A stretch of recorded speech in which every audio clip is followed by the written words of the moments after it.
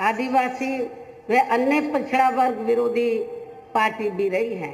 और अभी भी है, जिस कारण केंद्र में रही इस कांग्रेस पार्टी की सरकार ने इन वर्गों के मसीहा व भारतीय संविधान के मूल निर्माता परम पूज्य बाबा साहब डॉक्टर भीमराव अंबेडकर को भारत रत्न की उपाधि से भी सम्मानित नहीं किया था, जिसके लिए वो हर प्रकार से पात्र भी थे। इतना ही नहीं बल्कि इनकी मूवमेंट को आगे बढ़ाने के लिए अपनी पूरी जिंदगी समर्पित करने वाले मान्यवर श्री कांशीराम जी के देहांत होने पर भी केंद्र में उस समय इसी कांग्रेस पार्टी की रही सरकार ने उनके सम्मान में एक दिन के लिए भी राष्ट्रीय शोक घोषित नहीं किया था तथा ना ही इस पार्टी की रही सरकार ने पिछड़े वर्ग की आरक्षण संबंधी मंडल कमीशन की रिपोर्ट को भी लागू किया था, जिसे फिर बीएसपी ने अपने कड़े संघर्ष व अथक प्रयासों से केंद्र में रही श्री बीपी सिंह की सरकार से ही लागू करवाया था। साथ ही इसी सरकार में ही बाबा साहब डॉक्टर भीमराव अंबेडकर को भी भारत रत्न की उपाधि से सम्मानित किया गया था, जो इनके अपार अनुयायियों की वर्षों से ये दिली चाहत भी थी। लेकिन अब केंद्र व अधिकांश राज्यों की भी सत्ता से बाहर होने के बाद यही कांग्रेस पार्टी खासकर दलितों, आदिवासियों व अन्य पिछड़े वर्गों के वोटों की खातिर आए दिन किस्म किस्म की नाटकबाजी करती रहती है, जबकि इन वर्गों के मामले में इस पार्टी की सच्चाई तो ये है कि कांग्रेस पार्टी जब सत्ता में होती है और इनके अच्छे दिन होते हैं तो तब इस पार्टी को इन वर्गों का विकास व उत्थान आदि याद नहीं आता है तथा ना ही इनको महिलाओं की भी भागीदारी याद आती है। इतना ही नहीं बल्कि इस पार्टी के बाद खासकर यहाँ सपा व बीजेपी आदि की बनी सरकार में भी यूपी की जनता हर मामले में व हर स्तर पर काफ़ी ज़्यादा दुखी रही है। सपा की सरकार में तो अधिकांश यहाँ गुंडों, बदमाशों, माफियाओं व अराजक तत्वों एवं सरेआम लूट खसोट करने वालों का ही राज रहा है, जिसकी खास वजह से ही इस सरकार में आए दिन यहाँ जाति व धर्म के नाम पर तनाव व दंगे आदि ही होते रहे हैं। इस मामले में पश्चिमी यूपी का मुजफ्फरनगर कांड इसका खास उदाहरण है। प्रदेश में विकास के कार्य भी ज़्यादातर यहाँ एक विशेष क्षेत्र व एक विशेष समुदाय के लोगों तक ही सीमित होकर रह गए हैं। और इतना ही नहीं, सपा की सरकार के चलते दलित व अति पिछड़े वर्गों के लोगों के साथ तो हर स्तर पर सोतेला रवैया अपनाया गया है। आप लोगों को ये मालूम है कि जब सपा पावर में आई तो सपा सरकार ने एक काम ये किया सबसे पहले सत्ता में आते ही कि हमारी पार्टी की सरकार ने जो दलित और अन्य पिछड़े वर्ग में समय समय पर संत गुरु और महापुरुष हुए तो उनको आदर सम्मान देने के मकसद से, उद्देश्य से हमारी पार्टी की सरकार ने जिन नए जिलों के नाम इनके नाम से रखे,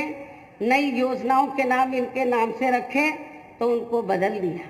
और इतना ही नहीं, मैं सरकारी कर्मचारियों को भी ये बताना चाहती हूँ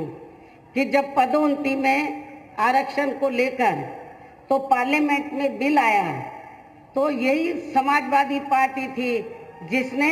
इस बिल को फाड़ दिया था और इस बिल को पास नहीं होने दिया, ताकि जो दलित वर्ग के लोग हैं उनको पदोन्नति में आरक्षण की सुविधा ना मिल सके। ये समाजवादी पार्टी का कैरेक्टर है, चाल चरित्र है। इसी प्रकार भाजपा सरकार की भी नीतियां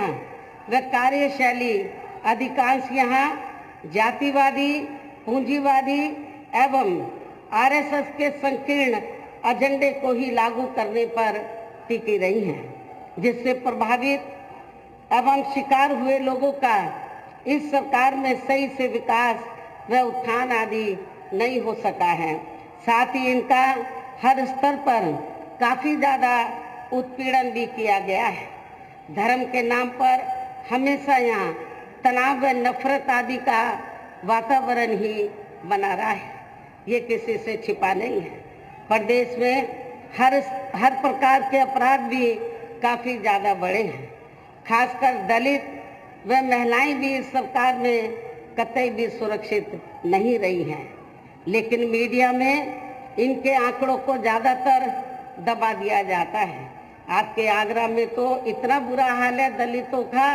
कि पुलिस की कस्टडी में तो दलित वर्ग के एक नव युवक को मार दिया जाता है, ये भी किसी से छिपा नहीं है। इसके अलावा प्रदेश में गरीबों, मजदूरों, बेरोजगारों व अन्य मेहनतकश लोगों के साथ साथ दलितों, आदिवासियों, अन्य पिछड़े वर्गों, मुस्लिम एवं अन्य धार्मिक अल्पसंख्यक समाज के लोगों के हित व कल्याण के लिए वर्षों से जो भी यहाँ सरकारी योजनाएं चल रही थी, तो उनका भी इन्हें इस सरकार में सही से पूरा लाभ नहीं मिल सका है। खासकर दलितों व पिछड़ों को आरक्षण का भी पूरा लाभ नहीं मिल सका है, क्योंकि इन्होंने ज़्यादातर सरकारी कार्य प्राइवेट सेक्टर के जरिए ही कराए हैं, जिसमें इनके लिए आरक्षण की कोई भी व्यवस्था नहीं है। सरकारी नौकरियों में भी इनका आरक्षण का कोटा भाजपा सरकार में भी पूरा नहीं किया गया है। मुस्लिम व अन्य धार्मिक अल्पसंख्यक समाज के लोगों के साथ तो बीजेपी की सरकार में अधिकांश इन्होंने पक्षपात वाला रवैया ही अपनाया है। इतना ही नहीं, बल्कि इस बार बीजेपी की सरकार में अपर कास्ट समाज में से विशेषकर प्रबुद्ध वर्ग भी हर मामले में अपने आप को काफ़ी ज़्यादा उपेक्षित रहा है। इसके अलावा इनके गलत आर्थिक नीतियों के कारण यहाँ गरीबी, बेरोजगारी व महंगाई आदि भी काफ़ी ज़्यादा बढ़ी है। खासकर चुनाव घोषित होने से पहले तो डीजल, पेट्रोल व रसोई गैस आदि की आए दिन बढ़ी कीमतों ने भी जनता की काफ़ी ज़्यादा मुश्किलें बढ़ाई हैं, और ऐसा लगता है कि चुनाव खत्म होने के बाद पुनः इनकी कीमतें बढ़ा दी जाएंगी। इसके साथ साथ उत्तर प्रदेश सहित पूरे देश के किसान भी केंद्र सरकार की गलत नीतियों के कारण काफ़ी ज़्यादा दुखी व परेशान रहे हैं और अभी भी परेशान हैं। प्रदेश में बेरोजगार लोगों को रोजगार नहीं मिलने के कारण ही ज़्यादातर इनको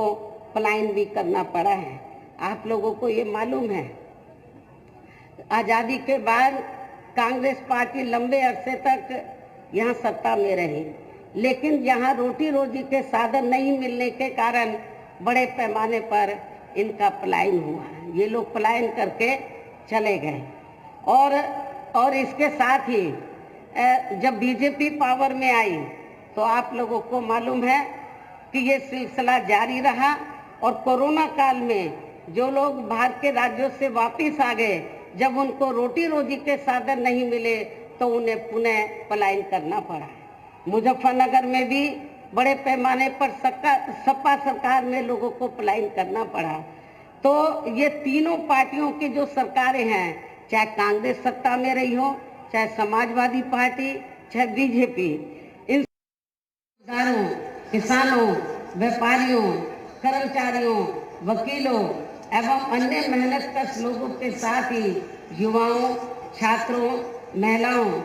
व बुजुर्गों आदि के भी विकास एवं उत्थान के लिए अनेक ऐतिहासिक एवं महत्वपूर्ण कार्य किए हैं। इसके अलावा बीएसपी की रही सरकार में दलित एवं अन्य पिछड़े वर्गों में जन्मे अपने महान संतों, गुरुओं व महापुरुषों आदि को भी विभिन्न रूपों में पूरा आदर सम्मान दिया गया है, जिनकी यहाँ सभी विरोधी पार्टियों की रही सरकारों में काफी ज्यादा उपेक्षा की गई है। इसके साथ साथ बीएसपी की सरकार में पूर्व की तरह ही यहाँ सभी वर्गों, धर्मों व विभिन्न क्षेत्रों में लगे लोगों के हितों में भी फिर से ऐतिहासिक कार्य किए जाएंगे। प्रदेश में विशेषकर गरीबी व बेरोजगारी आदि को दूर करने के लिए जरूरी कदम उठाए जाएंगे और ये हमारी सरकार का इस बार भी मुख्य एजेंडा होगा। साथ ही किसी भी मामले में किसानों को भी निराश नहीं होने दिया जाएगा। इसके अलावा आपके इस क्षेत्र के जो भी आपके आगरा मंडल में तो सभी जिलों में जो भी स्थानीय समस्याएं होंगी तो उन्हें भी जरूर दूर किया जाएगा। वैसे आप लोगों को मालूम है कि आगरा और फिरोजाबाद में तो जो यहाँ स्थानीय कारोबार चल रहे हैं, इनकी कुछ समस्याएं हैं तो उनको भी दूर किया जाएगा। ये भी मैं आप लोगों को विश्वास दिलाना चाहती हूँ। साथ ही केंद्र व यूपी सरकार के भी इसके साथ ही केंद्र व यूपी सरकार के भी विवादित नियमों व कानूनों को यहाँ जल्दी से लागू नहीं होने दिया जाएगा। इतना ही नहीं बल्कि बीएसपी की रही सरकार ने जिन महान संतों, गुरुओं एवं महापुरुषों आदि के आदर सम्मान में व उनके नाम पर जनहित की जो अनेकों योजनाएं शुरू की गई थी, साथ ही नए जिलों के नाम भी रखे गए थे, तो उन्हें अधिकांश, जैसा कि मैंने आप लोगों को बताया कि उन्हें अधिकांश सपा सरकार द्वारा बदल दिया गया है, जिससे उनके प्रति